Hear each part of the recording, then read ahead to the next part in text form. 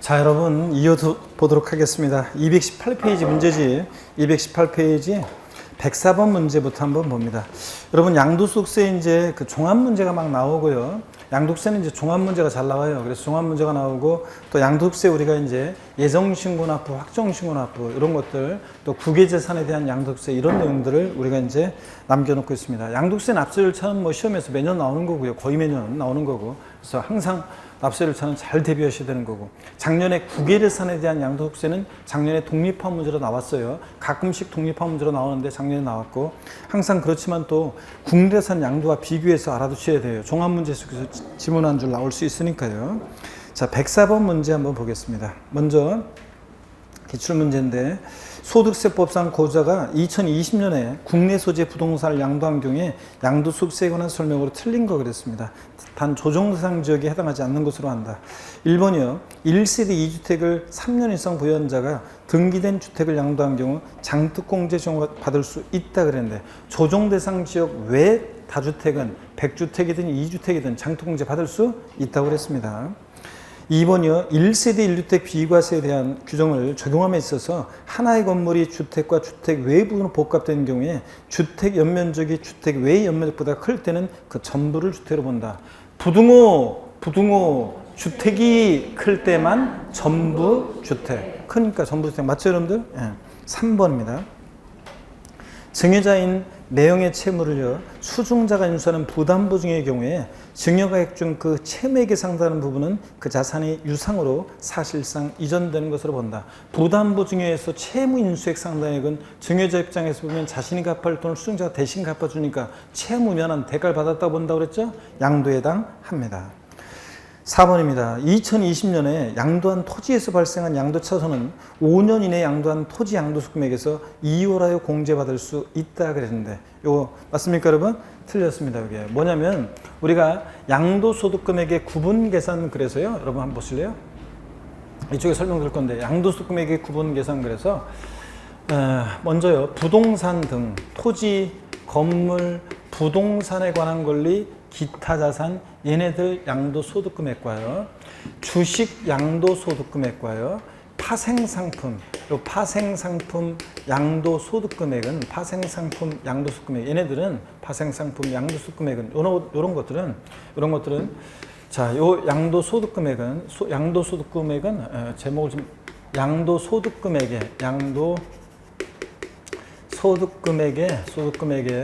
구분계산 그래서요. 구분계산 그래가지고, 예, 부동산 등과 주식과 파생상품 소득금액은 각각 얘네들을 구분해서 계산하고요. 각각 구분 계산하고, 그 다음에 구분 계산하고 결손금을, 구분 계산하고 결손금을 통산하지 않습니다. 만약에 마이너스 생겼다, 양도 차손이 발생했다, 그럴 때도 결손금을 통산하지 않습니다. 어떤 거하고 결손금 통산하지 않느냐? 부동산 애들하고 주식하고요. 주식하고 파생상품하고, 부동산 애들하고 파생상품하고, 얘네들 소득금액은, 자, 보세요. 부동산 등과 주식과 파생상품 소득금액은 각각 구분해서 계산하고 서로 결손금을 통산하지 않습니다. 근데 토지, 건물, 부동산에 관한 권리, 기타 자산, 얘네들끼리는 결손금을 통산해요. 주식끼리는, 파생상품끼리는 결손금을 통산합니다. 그랬을 때 결손금 통산할 때 어떻게 통산하는지 사례로 한번 설명을 드려볼게요. 자, 어떤 거냐면 세율별 공제 원칙이 적용된다고 하는데, 어떤 건지 예를 한번 들어보겠습니다. 갑이라는 사람이요, 1월 1일부터 12월 31일까지 기간 동안에요, 요때 만약에 건물을 양도했습니다. 자, 근데요, 마이너스 4천 양도 차손이 발생했어요. 상권이 좀 괜찮을 거라고 그래가지고 내가 샀을 때는 괜찮았어요. 그래서 샀는데, 그런데 옆 동네에 바로 길 건너에 신상권이 형성되면서 새로운 신시가지가 형성되고 신상권이 생기면서 그쪽으로 다 사람들이 가. 그래서 여기는 이제 슬럼화되고 무상권, 슬럼화되고 막 그냥 자꾸 그래가지고 점점 막 슬럼화되니까 가격이 막 계속 건물 가치가 떨어집니다. 안 되겠다, 더 이상 시간 끌다 더 손해보겠다 해서 팔았어요. 그래서 마이너스 4천 양도 차손 발생했습니다. 이 사람이 또 근데요, 건물을 팔았어요. 양도소득이 이번에는 2천만 원이 발생했어요. 또 이 사람이 토지를 팔았어요. 양도소득이 1천만 원 발생했어요. 또 이 사람이 주식도 팔았어요. 양도소득이 2천만 원 발생했습니다. 자, 그랬을 때 여러분 봅니다. 세율은요, 얘가 6에서 42% 초과 누진세율 대상이고, 얘 40% 세율 대상이고, 비례세율. 얘 6에서 42% 대상이고요. 초과세율 대상이고, 주식은 20% 세율 적용됩니다. 비례세율이. 그럴 때 먼저 세율별 공제 원칙이라는 게 어떤 거냐면요, 70%, 그 다음에 50%, 그 다음에 40%, 그 다음에 6에서 42%. 얘네들을 보시면요, 각각 다 다른 세율이 적용되는 거예요. 그럼 먼저요, 자, 토지, 건물, 부동산에 관한 걸 기타라서 얘네들끼리는 결손금 통산할 수 있잖아요. 주식하고가 결손금이 통산이 안 되는 거지. 구분 계산하고 결손금 통산하면 안 되지. 얘네들끼리는 결손금 통산 가능해요. 토지, 건물, 부동산에 관한 걸 기타라서끼리는. 그러면 그때 결손금 통산할 때 세율별 공제 원칙이 적용돼서요, 같은 세율이 적용되는 것에서 먼저 결손금을 통산합니다. 같은 세율이 적용되는 것에서 먼저 결손금을 통산해요. 그럼 마이너스 얼마예요? 3천이요. 자, 그리고 남는 게 있으면 다른 세율이 적용되는 것에서, 이제 다른 세율이 적용되는 것에서 결손금을 통산합니다. 다른 세율이 적용되는 것에서 결손금을 통산해. 이거하고 결손금 통산하니까 마이너스 얼마예요? 1천이에요. 그러면 자, 이것은 주식 양도소득 금액과는 결손금을 통산할 수 있다 없다? 없습니다. 주식에 대해서는 양도세 부과됩니다.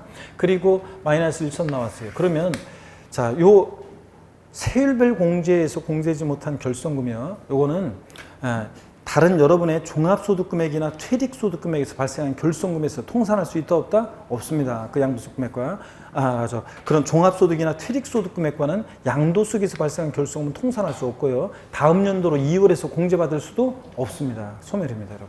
자, 이렇게 해서 부동산 등과 주식과 파생상품소득금액은 각각 구분 계산하고 결손금 통산할 수 없다. 근데 토지, 건물, 부동산에 관한 걸 기타라서는 얘네끼리는 결손금 통산할 수 있는데 세율별 공제 원칙이 적용돼서 같은 세율이 적용되는 것을 먼저 결손금 통산하고, 남는 게 있으면 다른 세율이 적용되는 것을 결손금을 통산한다. 그래도 남는 게 있을 때 양도소득에서 발생한 결손금은 종합소득이나 퇴직소득금액에서 통산할 수 있다 없다? 없고, 다음 연도로 2월에서 공제받을 수도 없다. 이렇게 알아두시면 됩니다. 이게 양도소득금액의 구분 계산입니다. 자, 우리 보세요. 원래 우리가 부동산 등 우리가 매매 사업자가 아닌 다음에는 원샷 원킬 1년에 한 번씩만 파는 게 사실 절세 유리해요. 왜냐하면 여러 번 파는 게 여러 번 팔다 보면 합산해 가지고 양도세나 인세니까 합산과세죠. 합산하면 과표 커지고 세율 높아지니까 절세 원래 별로 좋지 않아요. 그래서 우리 같은 사람들이 보통 여러 번 양도하면, 근데 단 예외가 있어요. 이렇게 마이너스 결손금이 발생했을 때는 빨리 다른 거 막 팔면 좋죠. 결손금 통산하니까. 그래서 이때는 양도세 안 냈을 거 아니에요, 지금. 자, 그렇기 때문에 결손금 통산하기 때문에 마이너스 발생했을 때는 다른 것도 막 파는 게 좋습니다. 자, 하여튼 이렇게 해서 요거 설명드렸고요. 4번 지문은 이제 219페이지 104번 문제 4번 지문은 확실히 알겠죠, 여러분들? 2020년에 양도한 토지에서 발생한 양도차손은 5년 내에 양도한 토지 양도소득에서 2월에서 공제받을 수 있다 없다? 없다. 소멸입니다. 그 다음에 105번 문제 보겠습니다. 또 104번 문제 5번 지문은 맨날 한 거잖아요. 우리가 지난번에 1세대 1택인 고가주택을 양도했다. 양도가액 중 9억 원 초과하는 부분은 양도세를 어떻게 한다? 고가주택은 과세합니다. 자, 105번 문제는 21회 때 문제 수정인데 역시 또 요거요, 종합 문제로 이렇게 쭉 출제가 돼서 골고루 주요 내용들을 섞어서 이렇게 나왔습니다. 그래서 105번 문제 2번 지문만 볼게요.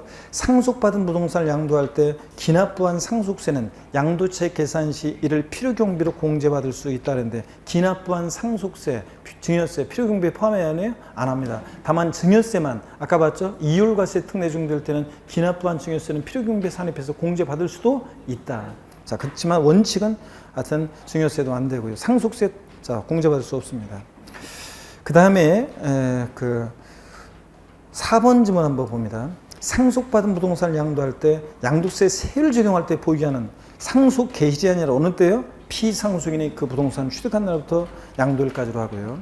5번 봅니다. 부동산을 취득할 수 있는 권리 양도시 기준시가는 양도일까지 납입한 금액과 양도료 이제 프리미엄에 상당한 금액을 합한 금액을 기준시가로 합니다. 여러분, 우리가요, 기준시가 산정할 때 부동산을 취득할 수 있는 권리 그러면 아파트 당첨권이나 분양권 같은 걸 말하는데, 이런 애들은 기준시가 산정할 때 작년에도 나왔지만, 취득일 양도일까지 납입한 불입한 납입한 금액으로 한다. 계약금, 중도금 들어가는 거 그 납입한 금액으로 한다 그러면 틀리고 얘네들은 거기다가 프리미엄을 상당액을 합한 금액으로 합니다. 자, 이거 한번 보시고요. 그 다음에 넘어갑니다. 220페이지. 자, 106번 문제도 역시 종합 문제입니다. 양도세는 이렇게 주요 내용들을 골고루 섞어서 이렇게 종합 문제로 잘 나갑니다. 쭉 한번 보시는데 4번 지문만 좀 볼게요. 4번 지문 보니까요. 국내 소재 부동산에 대한 양도소득세는 양도인 소유 다른 부동산으로 물납할 수 있다는데, 물납은 양도세, 종부세 양도세는 물납돼야 안 돼요? 안 돼요. 분할 납부만 되지. 그래서 틀린 겁니다. 나머지 문들 여러분들이 읽어보시면 되고요. 그 다음에 107번 문제 한번 보겠습니다.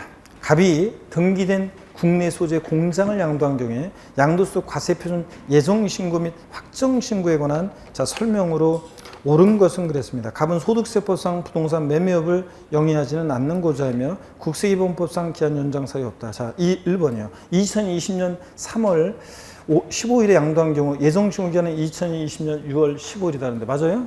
아닙니다. 양도세 부동산 등을 양도했다. 양도일이 속하는 달의 말일로부터 몇 개월? 2개월입니다. 그러니까 3월 15일 양도일이 속한 달의 말일, 3월 31일로부터 2개월이니까 언제? 5월 31일이 됩니다. 5월 31일이고.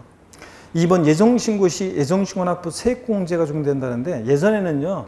자, 예정신고와 확정신고, 양도세는 납세문자가 세금계산해서 신고 납부하는데 예정신고 납부라는 것과 확정신고 납부라는 게 있잖아요. 그럴 때 예정신고 납부라는 것은 옛날에는 임의적이었어요. 그래서 해도 되고 안 해도 되고요. 자, 안 해도 되는데 해요. 그럼 안 해도 되는데 했으니까 상을 줬어요. 세액공제, 산출세액 10% 세액공제 혜택을 주고, 그 다음에 안 해도 가산세 적용되지 않았었어요. 옛날에는. 근데 지금은 무조건 이제 지금은 강행적으로 바뀌어서 지금은 양도일이 속한다 말을 또 무조건 예정신고 납부를 해야 돼요. 안 하면 가산세예요. 지금은. 근데 그렇잖아요. 제가 그런 얘기 들었는데 지하철 선로에 어떤 사람이 떨어졌어요. 목숨 걸고 들어가서 구해낼 의무가 없는데 일반 우리 같은 시민은. 근데 어떤 사람들은 목숨 걸고 들어가서 구해내는 사람들 있잖아요. 물론 누가 밀었는지 모르겠지만 그 사람들 막 구해냅니다. 그리고서 그렇잖아요. 밀어서 이빨아가지고 영화 같은데 보면 드라마에서 보면 어떡하네 구해냈는데 그러면 그런 사람들이 인터뷰할 때 보면 어떻게 이렇게 위급한 상황에서 그냥 구할 생각 하셨습니까? 그러면 그냥 뭐 구해야 된다는 생각밖에 없었습니다. 그리고 참으로 장한 일 하셨습니다. 막 그러면은 그런 분들의 천편일률적인 대답이 있잖아요. 시민의 한 사람으로서 당연히 할 일을 했을 뿐입니다. 이런 상황이 되면 누구나 저처럼 이렇게 했을 겁니다. 당연하잖아요, 여러분들.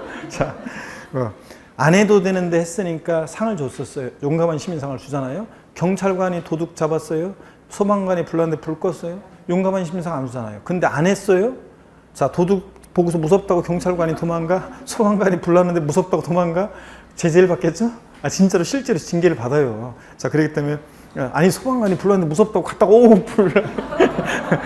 물러섰다? 제재를 받습니다. 자, 이거 이제 강행적으로 바뀌었기 때문에 자, 이거 세액공제 혜택 없고요. 안 하면 무조건 가산세입니다. 그래서 2번 세액공제 없고요.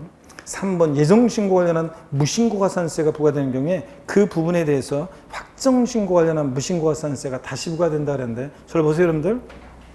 우리가 양도소득세 예정신고, 확정신고 납부를 보면 자, 양도세 예정신고가 있고요. 자, 예정신고가 있고 그 다음에 양도소득세 이제 다음 연도 5월 달에 5월 1일부터 5월 31일까지 이제 확정신고가 있습니다. 그러면 여러분 보세요.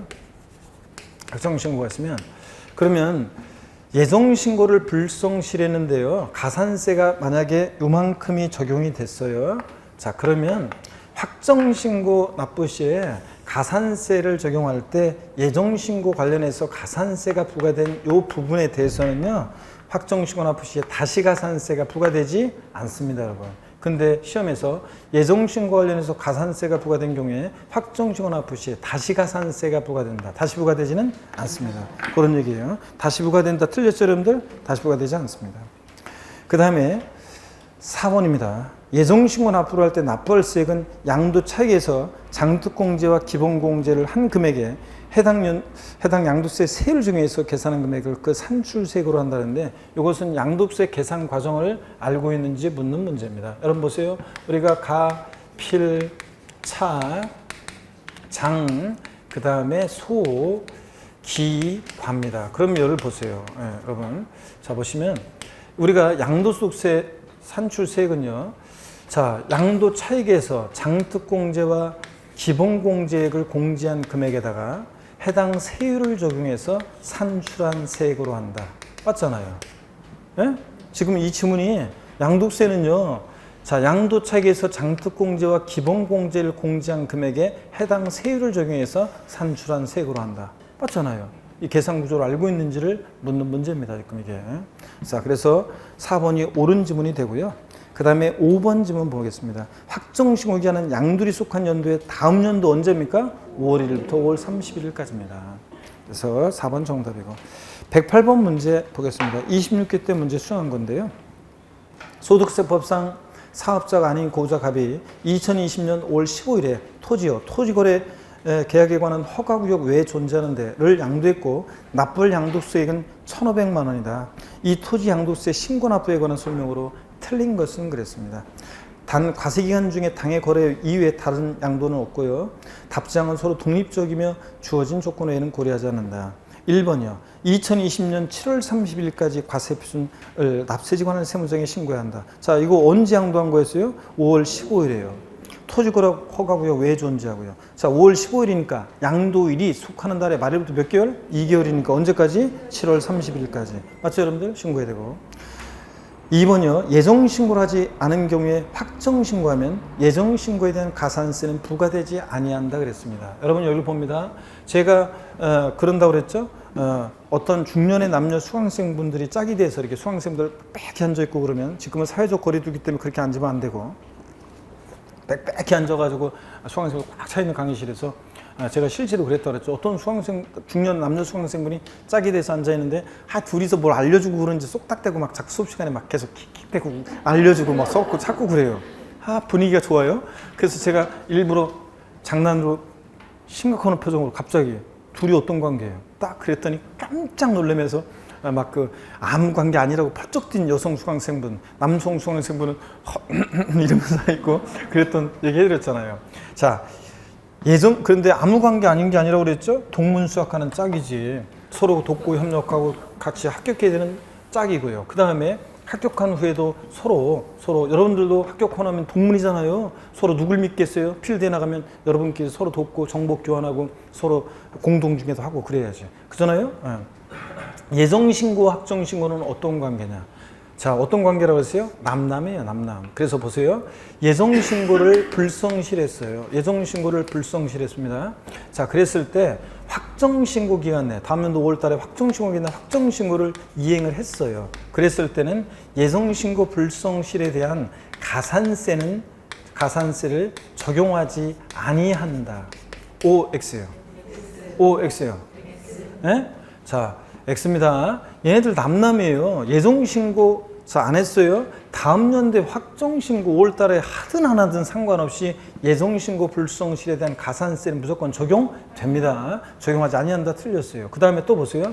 다만이요. 다만 이건 아셔야 돼요. 다만 추가해서 예정신고를 불성실했는데 다음 연도에 확정신고를 이행하게 되면 혜택이 있긴 있어요. 어떤 혜택이 있냐면 가산세는 적용되긴 하지만 어떤 혜택이 있냐면 이 예정신고 불성실에 대한 이 무신고 과소신고 있잖아요. 예정신고 불성실에 대한 무신고 과소신고 가산세, 요 가산세 몇 프로요? 50%를 감면해 줍니다. 경감해줘요. 감면해 줍니다. 그러니까 여러분들이 부동산을 팔았어요. 그러면 무조건 양도리 속한다 말부터 2개월 내에 예정신고 납부를 해야 돼요. 안 하면 안 됩니다. 자, 다음 연도 5월 달에 하면 되죠? 아이고, 안 돼요. 무조건 가산세 적용돼요. 그렇기 때문에 무조건 해야 되는데 다만 혹시라도 어떻게 하다 못했다 그러면 다음 연도 5월 달에 확정신고라도 해야 돼요. 그래야지 이 가산세 절반을 50%라도 깎아주니까 그나마 세금을 줄일 수 있다는 얘기입니다. 그렇죠, 여러분들? 그래서 자, 거기 교재를 보겠습니다. 108번 문제 2번 지문 다시 봅니다. 예정신고하지 않은 경우에 확정신고하면 예정신고에 대한 가산세는 부과되지 아니한다. X입니다. 남남이에요. 예정신고 안 하면 무조건 가산세입니다. 확정신고를 이행하더라도. 다만 예정신고를 안 했는데 확정신고를 하게 되면 무신고 과소신고 가산세 몇 프로? 50% 깎아줍니다. 자, 2번 그 정답이고 3번 예정신고하는 경우에 양도세 분할 납부 가능하다. 예정신고 납부든 확정신고 납부든 다 분할 납부할 수 있습니다. 요건 갖추면요. 4번 예정신고한 경우에 확정신고하지 않을 수 있다. 여러분 예정신고한 자는 확정신고하지 않을 수 있다고 그랬습니다. 자, 절도 보세요 여러분들. 어떤 얘기냐면 여기 봅니다. 갑이라는 양도자가 있어요. 1월 1일부터 12월 31일까지 기간 동안에요. 이때까지 기간 동안에 이때 건물을 양도했습니다. 건물을 양도했고요.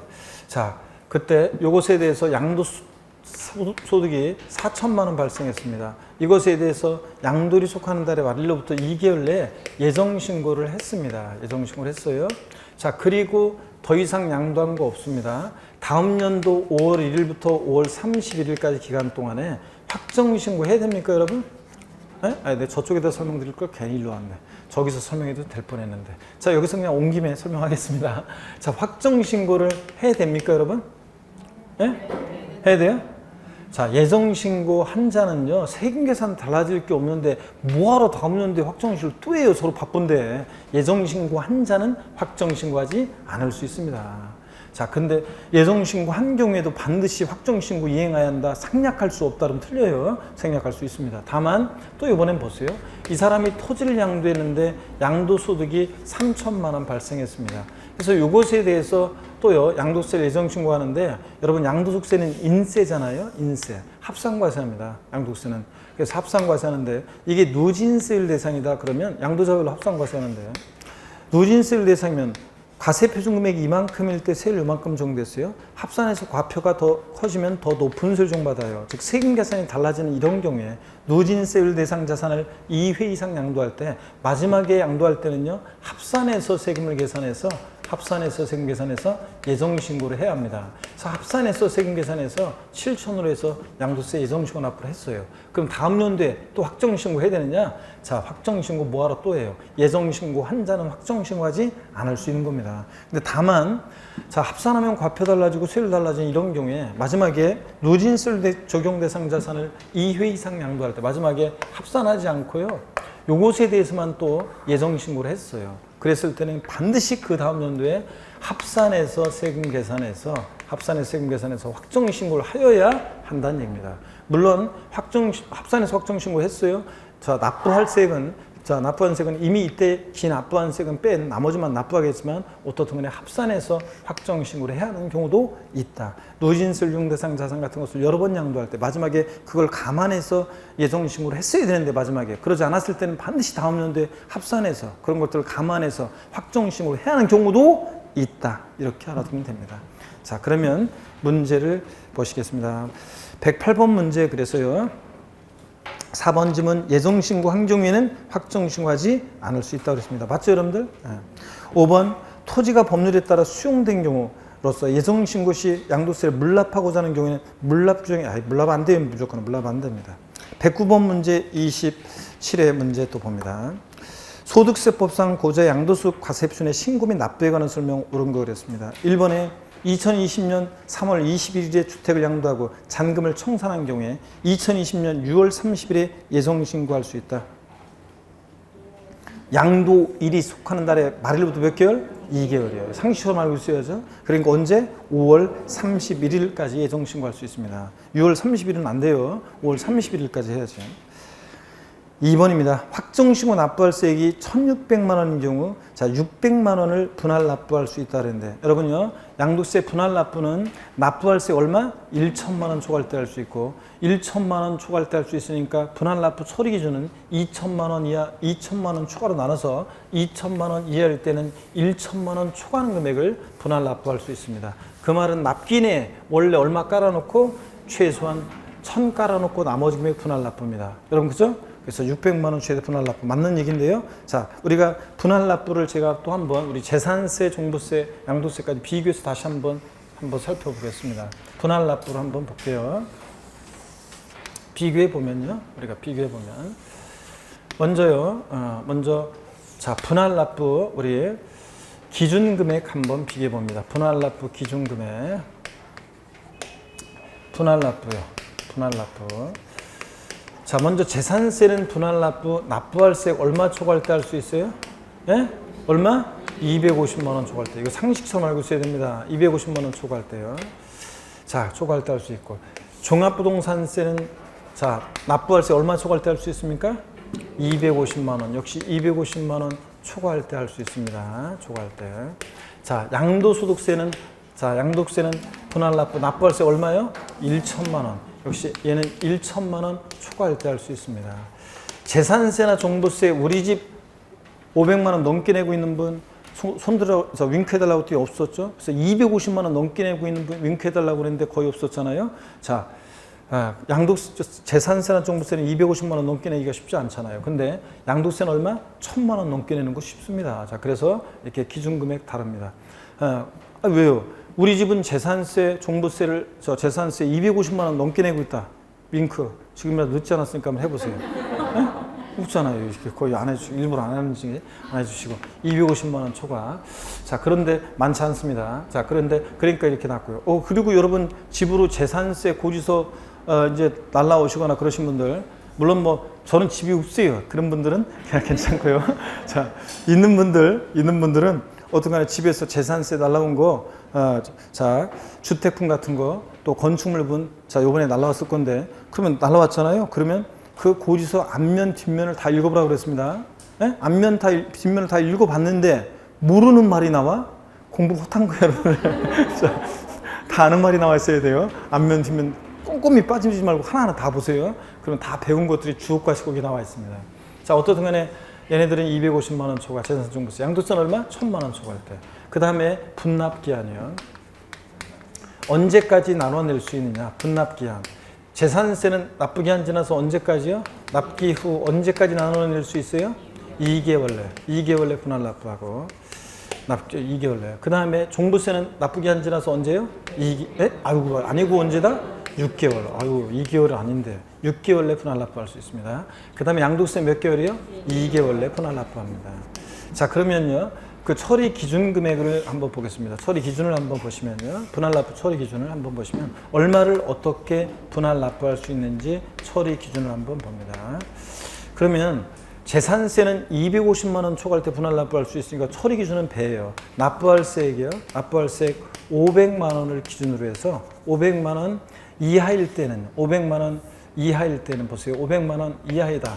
그러면 500만 원 이하일 때는 얼마를 분할 납부할 수 있냐? 250만 원 초과하는 금액을 분할 납부할 수 있대요. 그러면 원래 납기내 최소 얼마 깔고 250 깔아놓고 나머지 금액 분할 납부요. 그래서 맨날 연습한 거. 재산세 납부할세액이 400이면 최대 분납하는 금액은 얼마다? 150만 원. 납기내 250 깔고 나머지니까 최대 150만 원 분할 납부 가능합니다. 그 다음에 250만 원을 500만 원을 초과했을 때는 50% 이하의 금액, 절반 납기내 최소한 절반 납기내 깔아놓고 나머지 금액 분할 납부입니다. 그러니까 50% 이하의 금액을 분할 납부할 수 있으니까 최소한 납기내 절반 내고 나머지 금액. 그러면 재산세 납부할세액이 700이면 최대 분할 납부 가능 금액 얼마다? 350만 원. 요겁니다. 자, 종부세도 250만 원 초과할 때 할 수 있으니까 처리 기준이 똑같아요. 납부할세액 역시 500만 원을 기준으로 해서 500만 원 이하일 때는 역시 똑같아요. 이건 비슷해요. 그러니까 표현이 달라요. 얘는 해당 세액에서 250만 원을 해당 세액에서 250만 원을 차감한 금액을 분할 납부할 수 있다고 돼 있어요. 그러면 이 말은 납기 내에 최소 얼마 깔아놓고 250 깔고 나머지 금액 분할 납부란 얘기예요. 자, 종부세 납부할세액이 작년 지문에도 나왔지만 400만 원이다. 최대 분납 가능 금액은 얼마냐? 얼마요? 400에서 해당 세액에서 250만 원 차감한 뺀 금액이니까 자, 얼마? 150만 원을 최대 분할 납부 가능하다. 똑같아요. 의미는 똑같아요. 자, 그 다음에 초과했을 때는 500만 원 초과했을 때는 똑같아요. 50% 이하의 금액, 50% 이하의 금액을 분할 납부. 자, 그래서 종부세도 재산세도 각각 납부할세액이 700만 원이면 각각 최대 분할 납부 가능 금액이 얼마다? 350만 원. 똑같습니다. 둘 다. 그 다음에 또 여기 봅니다. 양도소득세는 1천만 원 초과할 때 분할 납부할 수 있으니까 처리 기준은 그 배예요. 무조건. 얘는 납부할세액, 양도소득세는 납부할세액 얼마요? 2천만 원. 배니까 2천만 원 자, 를 기준으로 해서 2천만 원 이하일 때는 자, 1천만 원을 원래 금액 1천만 원을 초과하는 금액을 분할 납부할 수 있대요. 자, 그러면 초과 금액을 그러면 양도소득세 납부할세액이 자 1,600이다. 최대 분납가능 금액 얼마예요? 600만 원이요. 원래 납기네 얼마? 1,000 깔고 나머지 금액이니까. 양도세 납부할세액이 1,400이면 최대 분납가능 금액 400. 1,800이면 800. 1,000 깔고 나머지 금액. 그 다음에 자 2,000만 원 초과했을 때는 50% 이하 금액이에요. 절반 납기네 깔고 나머지 금액. 자 50% 이하 금액. 그러니까 양도소득세 납부할세액이 만약에 양도세 납부할세액이 자 2,400이다. 최대 분납가능 금액 1,200. 3,600이면 1,800. 절반이요. 분할 납부 가능합니다. 이렇게 해서 딱 정리를 해둡니다. 올해. 중요하다고 그랬죠, 여러분들? 네.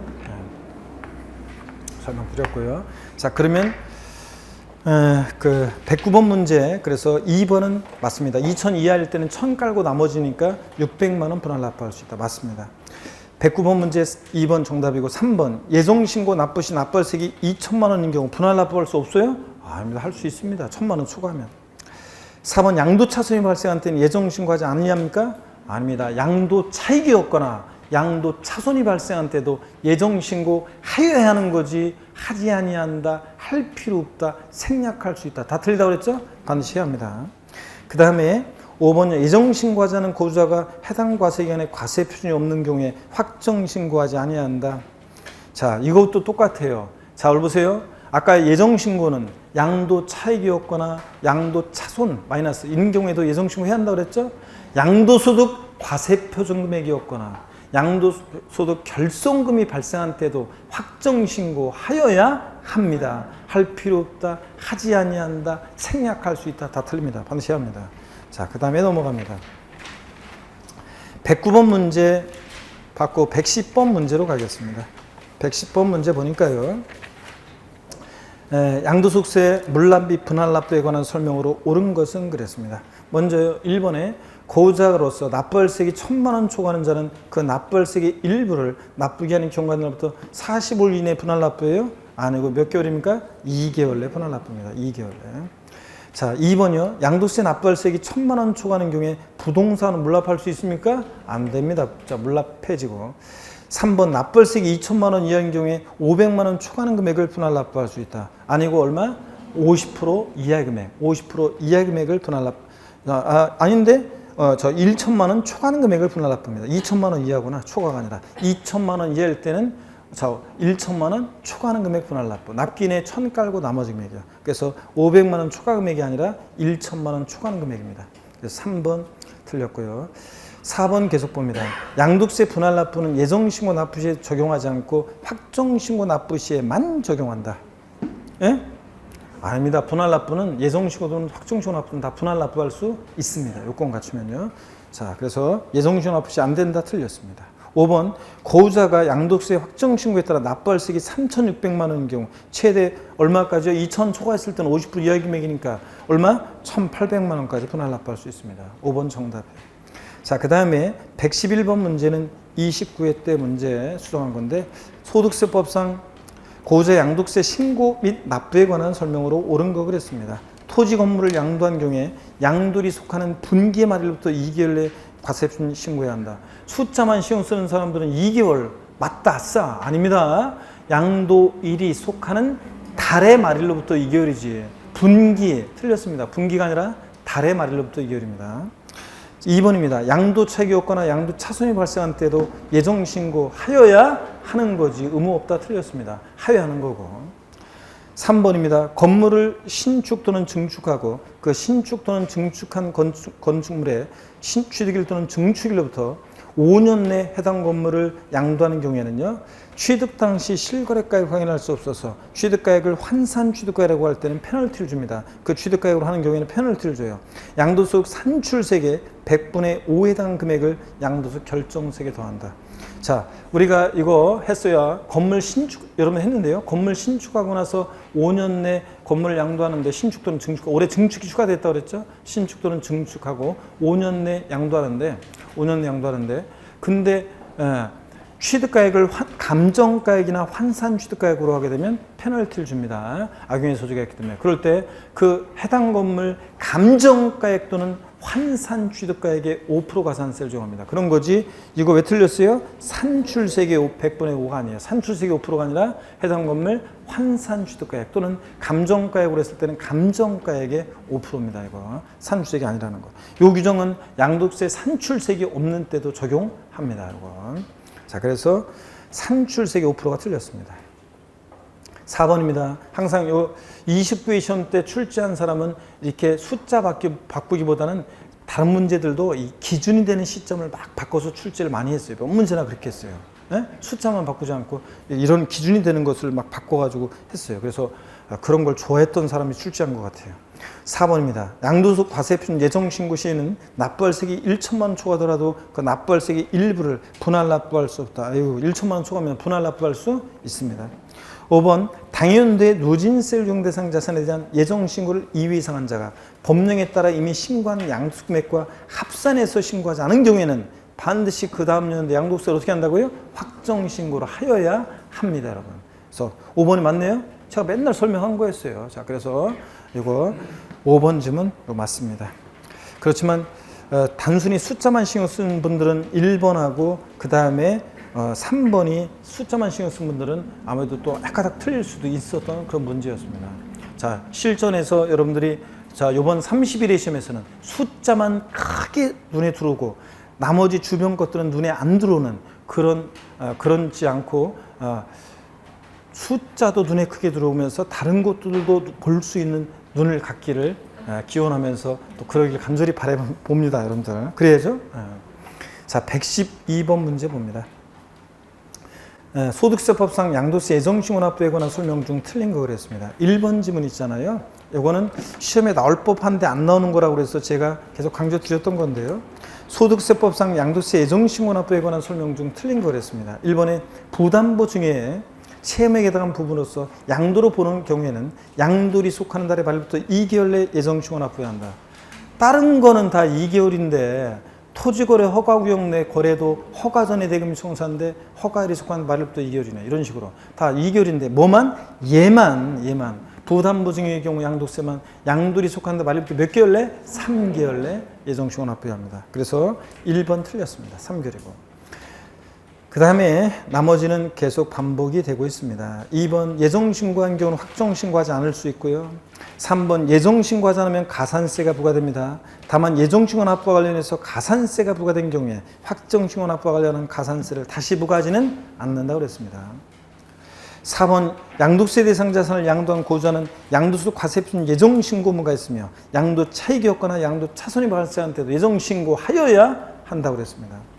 분할 납부 규정은 예정신고 납부할 때도 다 적용됩니다, 여러분. 자, 그 다음에 113번 문제. 다음과 같은 조건으로 토지를 양도한 경우 양도 과세표준 예정신고 기한으로 오른 거 계약일 필요 없고 중도금지일 필요 없고 대금 청산일이 9월 27일 소유권 이전 등기 접수일이 10월 1일입니다. 그러면 자, 양도소득세 양도 및 취득시기를 먼저 판단해야 되는데 양도세 양도 및 취득시기 양도일은 언제예요? 대금 청산일이잖아요. 등기 접수일이 꼭 봐야죠. 빠른지. 등기 접수일이 더 늦으니까 9월 27일이 자, 양도일이 되죠? 그잖아요. 9월 27일 대금 청산일이. 그러면 양도일이 속한다 말부터 2개월이니까 언제예요? 네, 언제까지 예정신고해야 돼? 11월 30일까지. 이런 거 뭐 상식처럼. 넘어갑니다. 224페이지 114번 문제 보겠습니다. 우리 토지거래 허가구역 내 거래입니다. 토지거래 계약 허가구역 내 토지를 다음과 같이 양도한 경우에 양도소 과세표준 예정신고 기한으로 오른 거예요. 계약일 필요 없고 잔금지급일 지급 약정일 이거 필요 없고 실제 잔금 지급한 날 대금 청산일 9월 10일 토지거래 허가구역 내 허가일이 10월 15일입니다. 그러면 허가 전에 대금이 청산됐습니다. 허가 전에 대금 청산된 경우 토지거래 허가구역 내 자, 토지 양도했을 때 예정신고 기한은 언제부터요? 양도일이 아니라 허가일이 계약이 유효하게 된 허가일이 속하는 달의 말부터 몇 개월 내? 2개월이라고 그랬습니다. 어떤 게 나중인지를 보시라고 그랬어요. 허가일이 나중이니까 허가일이 속한 말부터 2개월이니까 언제입니까? 12월 31일이 됩니다. 5번 정답이고 115번 문제는 여러분이 풀어보시고 그 다음에 116번 문제를 보겠습니다. 자, 한 가지 여러분께 말씀드리고 싶은 것은 예정신고 기한 다 나왔는데 한 가지 안 나온 게 자, 현재까지 안 나온 게 주식은 빈번한 거래가 이루어지니까 양도일이 속하는 분기의 반기예요. 반기, 상반기, 하반기, 반기 말일부터 2개월이라고 그랬습니다. 상반기에 주식 팔았다 그러면 반기의 말일은 6월 30일. 그때부터 2개월이니까 8월 31일을 예정신고 기한으로 하고, 하반기에 팔았을 때는 12월 31일이 반기 말일이니까 다음 연도 2월 말이 된다고 그랬습니다. 자, 주식은 반기 말일부터 2개월 이내입니다. 빈번한 거래가 이루어지니까 몰아서 합니다. 자, 116번 문제 보겠습니다. 양도세 신고 납부에 관한 설명으로 옳은 거. 1번 거주에 대한 양도세 납세지는 양도 물건 소재지로 한다. 거주사일 때 국세는 납세지 어디입니까? 주소지로 가야지. 주소지에. 없으면 거주지. 지방세가 물건 소재지. 국세는 어디? 주소지입니다. 양도자 주소지입니다. 2번 양도를 했는데도 양도 차익이 없는 경우는 예정신고할 필요 없습니까? 계속 받지만 하여야 한다고 그랬습니다. 3번 예정신고와 함께 자진납부하지 않은 경우에 가산세가 부과되지 않습니까? 아닙니다. 가산세 부과됩니다. 4번 예정신고 기한 내 무신고, 과소신고, 초과환급 신고한 자가 확정신고 기간까지 신고하거나 수송신고했을 때는 이 예정신고에 대한 무신고, 과소신고, 초과환급 신고 가산세 이런 것들 몇 프로를 50% 깎아준다고 그랬습니다. 자, 그래서 4번이 맞습니다. 5번은 뭐 하여튼 몰라도 안 된다는 거 읽어보시고요. 자, 그 다음에 117번 문제 보겠습니다. 117번 문제는요, 4번 지문만 한번 보겠습니다. 4번 지문만 보니까요, 여러분. 아까 우리 올해 이거 개정됐다고 그랬죠? 한번 보겠습니다. 거주자가 건물을 신축 또는 증축하고, 작년에는 신축만 있었다가 올해 증축이 추가됐습니다. 증축하고 그 건물의 취득일 또는 증축일로부터 몇 년 내요?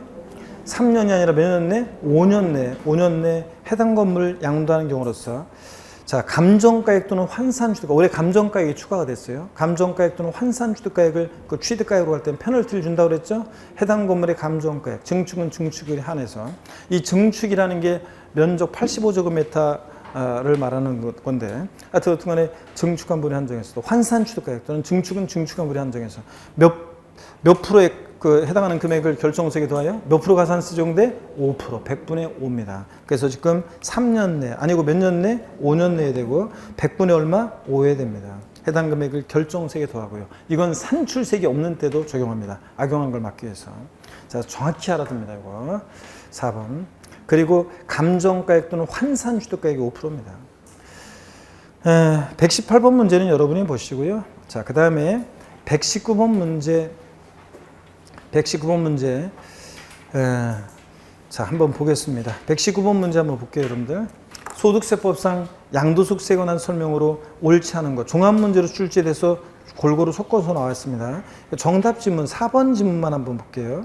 납세지 관할세무장 또는 지방국세청장은 관계법령에 따라 예정신고한 자 또는 관련 법령에 따라 확정신고한 자의 신고 내용에 오류 탈루가에 따르면 과세중과세액을 결정한다고 되는데, 왜 틀렸냐면 경정이에요. 납세무자가 무신고했을 때 과세권자가 세금 계산할 때 우리는 결정한다고 하고, 납세무자가 신고했는데 잘못 신고해서 과세 세무성이라든가 과세권자가 고치는 것을 우리 뭐라고 한다? 경정한다고 합니다. 여기서는 신고했는데 오류가 있는 거니까 뭐다? 경정하는 거지, 결정한다가 아닙니다. 경정합니다. 한번 가볍게 보시고요. 그 다음에 5번 추계 결정 및 예외적으로 기준시가로 양도차익 산정할 때는 자본적 지출액과 양도비용을 공제하는 대신 뭐 한다고요? 기타 필요경비는 필요경비 계산 공제를 적용합니다. 120번 문제부터는 이제 국외예산 양도소득세입니다. 자, 보겠습니다. 국외예산 양도소득세. 자, 소득세법상 국외예산 양도에 관한 설명으로 옳은 것은 그랬습니다. 1번이요. 양도차익 계산 시 필요경비 외화 환산. 외국에서 거래했으니까 달러나 파운드나 엔화 같은 거로 막 거래했으니까 외국 돈 우리나라 돈을 환산해야 되잖아요. 그럴 때 외국 돈을 우리나라 돈으로 환산할 때 지출일 현재, 수령하거나 지출한 날 현재, 즉 수령일 또는 지출일 현재, 여기가 포인트예요. 외국환 거래법에 의한 기준환율 또는 재정환율에 의해야 한다. 맞습니다. 여기 수령일 또는 지출일 현재입니다. 수령하거나 지출한 날 현재. 근데 이거를 갖다가 양도일 현재, 뭐 등기일 현재 막 바꿀 수 있습니다. 수령일 하거나 지출한 날 현재입니다. 2번 질문 보겠습니다. 자, 120번 문제 별표시 하시고요. 120번 문제도 별표시 하시고.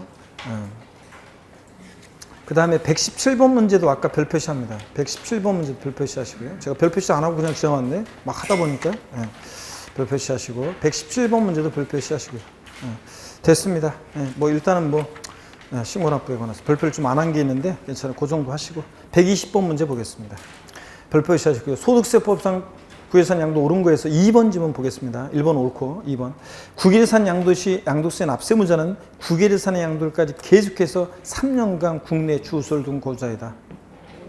몇 년이요? 5년 이상. 자, 국외산 양도시 납세무자는 거주자야 되는데 그냥 거주 안 되고 양도를 이제 계속해서 몇 년 이상? 5년 이상 주소 고수 고자만이 납세무 있지 4년, 3년 주소 고수 둔 고자는 납세무가 있어요, 없어요? 없습니다. 또 비거주자는 국외산 양도에 대해서 납세무가 있어요, 없어요? 없습니다. 마돈나가 미국 캘리포니아주에 있는 토지 팔았을 때 우리가 뭔 관계가 있어요? 비거주자는 국외산에 대한 납세무가 없어요. 거주자야 되는데 그냥 거주 안 되고 양도를 이제 계속해서 몇 년 이상? 5년 이상 주소 고수는 고자만이 국외산에 대한 양도세 납세무자가 됩니다. 그래서 3년간 틀렸고 4번 미등기 국외 토지에 대한 세율은 70%다 그러는데 국외산 양도시에는요 무조건요 국외산 양도시에는 무조건 6에서 42%까지 초과 누진세율만 적용합니다. 미등기 이런 거 70%, 보유기간에 따라 1년 미만 했다고 50, 1년 이상 2년 미만 40 이런 거 없어요. 국외산 양도시에는 무조건 뭐다? 6에서 42% 초과 누진세율입니다. 무조건 그렇습니다. 우리나라가 전 세계 부동산에 대해서 남극, 북극, 아프리카, 아시아, 오세아니아, 남미, 북미, 중미, 유럽 자, 전 세계 부동산 어떻게 부동산 자, 등기부 관리예요. 그러니까 국외산 양도시에는 등기 관련한 거라든가 기준시가에 관한 것은 적용이 있다 없다? 없다 그랬습니다. 그래서 국외산 양도에 관해서 좀 정리를 한번 해드리면 이렇습니다. 여러분 보세요. 국외자산 양도시에 국외산 양도시에 일단요 몇 가지만 좀 비교해 드리면 등기라든가 기준시가에 관한 것은 무조건 적용이 없습니다. 이것은 무조건 적용이 없어요. 우리나라가 전 세계 부동산 기준시가 못 매기니까 등기나 기준시가에 관한 것은 적용이 없어요. 그래서 부동산 임차권, 등기된 부동산 임차권만 양도세 대상이 됩니다. 국내자산 양도시에 부동산 임차권은 반드시 등기가 돼야지 미등기 부동산 임차권 대상이 아니잖아요. 근데 국외자산은 등기와 무관하게 부동산 임차권 대상이 되고 미등기 세율 70% 이런 거 적용 없어요. 기준시가 관련한 거 적용 없어요. 또 국외산 양도시에 장특공제 있죠? 그 전에 국외자산 양도시에도요. 양도차익 계산 시에 실거래가로 원칙적으로 실거래가로 계산합니다. 실거래가로 양도차익 계산하고 근데 예외적으로 이 실거래가액이 만약에 없다 그러면 그 나라의 현황을 반영한 시가로 계산하기도 합니다. 시가로 계산할 수도 있고요. 시가라는 게 없을 때는 뭐 보충적 평가 방법으로 하는 것도 있긴 있는데 이렇게 합니다. 또 보세요. 국외산 양도시에 장특공제는 적용한다 안 한다? 한다 안 한다?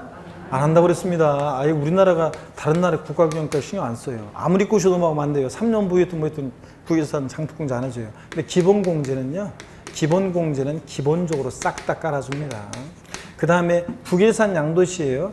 물납이요. 국외산 양도시에 물납은 자 적용되겠어요, 안 되겠어요?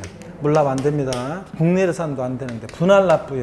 국외산 양도시에 분할납부는 적용하겠어요, 안 하겠어요? 적용합니다. 분할납부는 됩니다. 자, 분할납부는. 자, 이렇게 해서 이런 걸 바탕으로 계속해서 봅니다. 하여튼 3번 등기와 관련한 거 적용 없어요. 70% 이런 거 없습니다. 무조건 6에서 42%예요. 4번 봅니다. 장특공제는 국외산의 보유기간이 3년 이상인 경우에만 적용한다. 몇 년 보여야 돼? 몇 년 보여야 돼? 아닙니다. 장특공제는 3년 보유했든 뭐했든 해준다 안 해준다? 안 해줍니다. 이렇게 꼬시고 넘어가면 안 돼요. 5번 국외산의 양도가액은 실지거래가액이 있더라도 양도항 시 현황을 반영한 시가에 의하는 것이 원칙이다. 아이고, 자 국외산 양도시는 원칙 뭐로 계산해? 실거래가로. 실거래가액이 없을 때 시가로 할 수도 있는 거지 실거래가액이 있더라도 틀렸습니다. 실거래가액이 있으면 뭐로 계산해? 국외산도 실거래가로요. 국내산이나 국외산이나 똑같아요. 실거래가로 계산합니다. 자 그래서 틀렸고요. 실거래가액이 있으면 실거래가로 합니다. 121번 문제 봅니다. 작년 기출문제입니다. 121번 문제 작년 기출문제고 한번 보겠습니다. 고자 갑이 국외에 있는 양도세 대상 X 토지를 양도함으로써 소득이 발생했다. 다음 중 틀린 것은 그랬습니다. 과세기한 다른 양도세는 없고요. 1번 갑이 X 토지 양도일까지 계속 5년 이상 국내에 주소 고소를 둔 경우에만 해당 양도세 소득에 대한 납세무가 있다. 예? 그렇잖아요. 국외산 양도시에는 자, 몇 년 이상? 5년 이상 주소고수동 경우에만 납세의무가 있습니다. 4년, 3년 안 돼요. 2번 갑이 국외에서 외화를 차입해서 엑스토지를 취득하는 경우 환율 변동으로 인해서 외화 차입금으로 발생한 환차익은 양도소득의 범위에서 어떻게 하냐? 제외합니다. 이건 그냥 알아두세요. 이 문제를 통해서. 자, 3번입니다. 이렇게 가끔가다 낯설거나 그런 것들이 나오더라도 당할 필요가 없어요. 실전에서. 3번 엑스토지 양도가액은 양도 당시 실거래가액으로 하는 게 뭐라고요? 원칙입니다. 실거래가액이 없을 때 그날의 현황을 반영한 시가로 하는 거지. 4번 엑스토지에 대한 양도책에서 장특공제. 아유, 답은 쉬웠습니다. 작년에. 지금 맨날 한 거잖아요. 국외산 양도시에 장특공제 해준다 안 해준다? 안 해줍니다. 다른 나라 국가경제 신경 안 써요. 4번 정답. 5번 엑스토지에 대한 양도세에서 기본공제는 어떻게 한다? 기본적으로 깔아줍니다. 제가 맨날 이거 작년에도 맨날 한 거예요. 자, 그래서 4번 답 골라서 써야 됩니다. 그 다음에 122번 문제 역시 또 좀 더 자세히 나오는 문제를 한번 보겠습니다. 122번 문제 보겠습니다. 먼저 보니까요. 거주자의 국외산 양도에 대한 다음 설명 중 틀린 것은 그랬습니다. 1번에 국외산의 양도가액과 취득가액은 그 자산의 양도 또는 취득 당시 실거래가액으로 하는 게 원칙입니다. 다만 양도 또는 취득 당시 실거래가액을 확인할 수 없는 경우에는 양도자산에 소지하는 국가에 보여 양도 당시 또 취득 당시 현황을 반영한 시가에 따르되 시가도 산정하기 어려울 때는 보충적 평가 방법이라는 것으로 이렇게 계산할 수도 있다는 거 한번 눈에 익혀두시고요. 2번입니다. 국외 소재 자산을 양도하는 경우 예정신고 납부 및 확정신고 납부 시 분할납부의 적용은 불가능하나 국외 소재 자산을 양도하는 경우에 물납의 적용은 가능하다. 분할납부 불가능해요? 뒤바뀌었습니다. 가능하고. 물납은 된다 안 된다? 안 되고요. 국외 아프리카 탄자니아 공화국 정글에 있는 부동산을 물납한다? 아이, 골치 아프잖아요. 잠비아 공화국 채권으로 골치 아프잖아요. 물납 안 돼요. 분할납부는 됩니다. 뒤바뀌었고. 2번 정답. 3번은 아까 본 겁니다. 양도 차익을 원화로 환산할 때 양도가액 및 필요경비를 여기가 포인트예요. 수령하거나 지출한 날 현재 외국환 거래법에 의한 기준환율 또는 제정환율로 계산합니다. 그래서 수령하거나 지출한 날 현재 여기가 포인트고. 4번 반복됩니다. 기본공제는 국내산과 별개로 구분해서 공제하나 장특공제는 안 해주고. 5번 국내산과 달리 70%, 60%, 50%, 40% 이런 세율이 있어요? 없어요? 없어요. 할증과세 없어요. 그냥 무조건 국외산 양도시에는 무조건 몇 프로다? 6에서 42% 초과물세 적용됩니다. 그래서 국외산 양도시에는 1년 미만 보유한 토지는 뭐 50% 세율 적용된다. 틀립니다. 무조건 국외산 양도시에는 세율이 몇 프로다? 6에서 42%입니다, 여러분. 자, 그리고 123번 문제 여러분이 좀 풀어보시고요. 또 반복됩니다. 124번 풀어보시고 125번 문제 27회 때 문제인데 소득세법상 국외재산 양도에 대한 양도소득세에 있어서 국내재산 양도에 대한 양도소득 규정을 준용하지 않는 거라는데 자, 딱 보이는 게 있습니다. 뭐가 보입니까, 여러분들? 기준시가는 적용한다 안 한다? 안 합니다. 등기나 기준시가에 관한 것은 국외산 양도시 적용이 있다 없다? 없습니다, 여러분들. 자, 그 다음에 넘어갑니다. 나머지는 이제 계속 종합 문제가 계속 출제가 되고 있어요. 자, 출제가 되는데 여러분이 한번 쭉 읽어보시거나 풀어보시거나 이렇게 하면 되는데 128번 문제를 좀 풀어드릴게요. 128번 문제. 128번 문제 좀 풀어드립니다. 128번 문제. 소득세법상 양도소득세에 관한 설명으로 틀린 것은 그랬습니다. 단 국내 소재 부동산의 양도의 문제인데 28회 때 문제입니다. 종합문제로 출제가 되는데요. 같은 해 여러 개 자산 등기 모두 됐습니다. 양도한 경우에 양도소 기본공제는 해당 과세기간에 먼저 자산의 양도소득금액에서 순서대로 공제한다. 양도소 기본공제는 감면소득금액이 있는 경우에는 감면소득금액 외 소득금액에서 먼저 공제하고 감면소득금액 외 소득금액에서는 양도한 순서대로 순차로 공제합니다. 맞고요. 2번이요. 소득세법 규정에 따른 미등기 양도자산은 장특공제 적용해야 하네요? 안 합니다. 기본공제 다 배제입니다. 3번 소득세법 규정에 따라 이월과세를 적용받는 경우에 장기 보유특별공제 보유기간은 증여자가 해당 자산 취득한 날부터 기산한다. 이월과세 특례 적용될 때는 증여받은 날로부터가 아니라 언제부터? 당초 증여자가 취득한 때부터 보유한 기산한다고 했습니다. 맞고요. 4번이 이제 좀 28회 때 예외적인 거였는데 보세요. A법인과 특수관계에 있는 주주가 시가 3억 원, 법인세법 52조에 따른 시가라는 것을 토지를 A법인에게 5억 원에 양도한 경우에 양도가액은 3억 원으로 본다 그랬는데 우리가요 다만 A법인은 거래에 관해서 세법에 따른 처리를 적절하겠다. 이게 뭐냐면 우리가 저가양도 고가양수 부당해있음 부인 특례하고 좀 달라요. 이건 뭐냐면 자 이겁니다. 우리가요 원래 양도세 양도가액은 실거래가액으로 실지 양도한 가액으로 하는 것이 원칙인데 실거래가액. 근데 다만 특수관계 법인에게 양도했을 때는 법인세법 52조에 따른 시가라는 것을 실지 양도한 가액으로 봐서 이거로 계산하는 경우도 있다는 거 요약집이나 기본서에 나와 있습니다. 자, 그래서 그 얘기예요. 그래서 이것은 특수관계 법인에게 주주가 양도했기 때문에 법인세법 52조에 따른 시가 3억 원을 양도 가격으로 봐서 이거를 양도가격으로 계산합니다. 자, 그래서 4번 맞는 지문입니다. 5번 지문 봅니다. 답은 쉬웠습니다. 특수관계인과의 거래가 아닌 경우로서 취득가액은 실지거래가액을 인정 확인할 수 없어서 그 가액을 추계결정 경정한다. 취득가액을 추계결정 경정할 때 어떻게 추계결정 경정하느냐. 매, 감, 기의 순서에 따라 적용한 가액이 한다. 그래요? 매감기가 아니라 매감, 환기요. 환산 취득가액 빠져서 틀렸습니다. 5번 정답. 답은 쉬웠습니다. 넘어갑니다. 129번 문제 봅니다. 작년에 30회 문제인데요.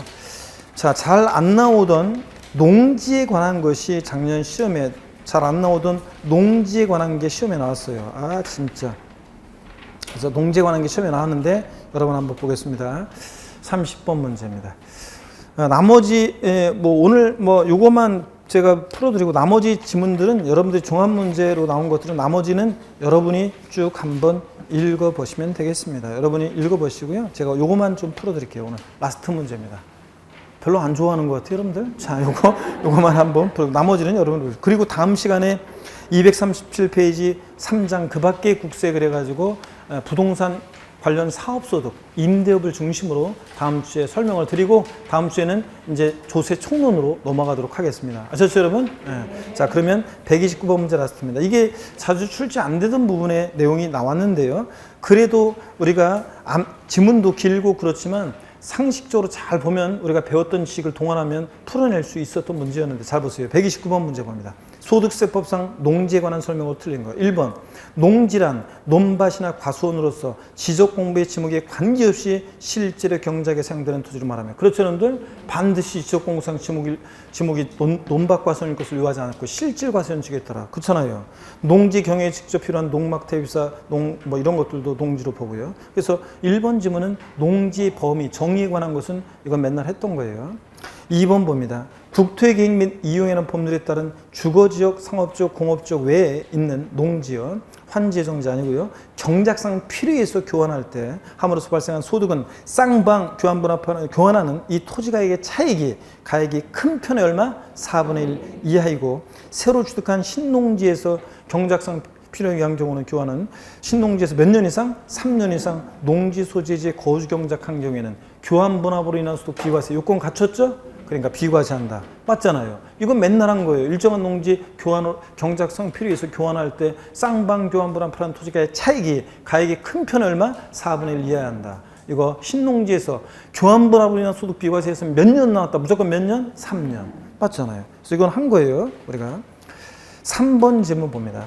농지로부터 직선거리 30km 이내, 통작거리 30km 이내에 있는 지역에 사실상 거주하는 자가 그 소유 농지에서 농작업의 2분의 1 이상을 자기 노동력에서 경작하는 경우 비사업용 토지에서 제외한다는데 상식적으로 생각해 보세요. 농지 소재지에서 이렇게 하고 있잖아요. 농사 짓고 자기 노동력으로 이렇게 해서 이런 경우에는 비사업용 토지 제외합니다. 여러분 절 봅니다. 비사업용 토지의 대표적인 것이 어떤 게 비사업용 토지인지는 쫙 나오는데 기본서에 보면 비사업용 토지의 대표적인 것은 이거예요. 부재지주 농지, 부재지주 목장, 부재지주 임야요. 농지, 임야, 목장 소재지에 거주하지 않으면 그러면서 소유만 하면 이런 것은 비사업용 토지로 봅니다. 농사짓고 땅인데도 비사업용 토지로 봐요. 자, 부재지주 농지 같은 거. 근데 여기서는 그게 아니잖아요. 그죠? 통작거리 30km면 요즘은 꼭 걸어 다니면서 농사 짓나요?